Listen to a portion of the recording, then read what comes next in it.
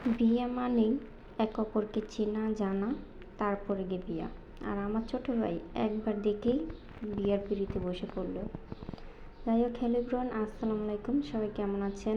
এই তো আমার ছোট ভাইয়ের বিয়ের রান্না বাড়া চলছে এখানে।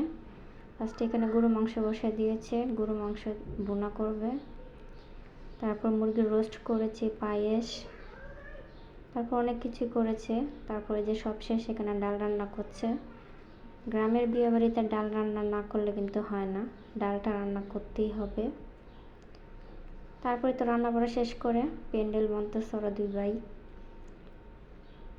ভাই থাকতে কিন্তু চিন্তা আছে বলেন, যার দুইটা ভাই আছে বড়, তাদের আর কিছুই লাগে না।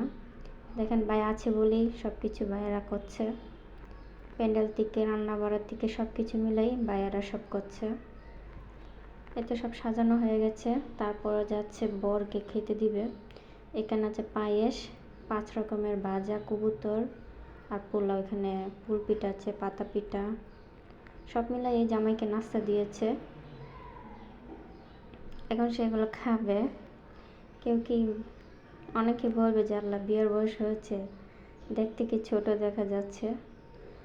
যাই হোক, সব কিছু মিলে আলহামদুলিল্লাহ, সে এতদিন পরে বিয়ের পিঁড়িতে বসতে পারলো, সেটাই অনেক অনেক অনেক দোয়া রইল আমার বাইটার জন্য। এভাবে খেতে সত্যি অনেক ভালো লাগে। এখন সে খেয়ে চলে যাবে বউ আনতে। এই তো তারপরে এখানে কনের সব জিনিস গুছিয়ে দিচ্ছি আমরা। একটা মেয়ের সব স্বপ্নই, অনেক স্বপ্ন থাকে বিয়েতে, যে সে এটা পরবে ওটা পরবে।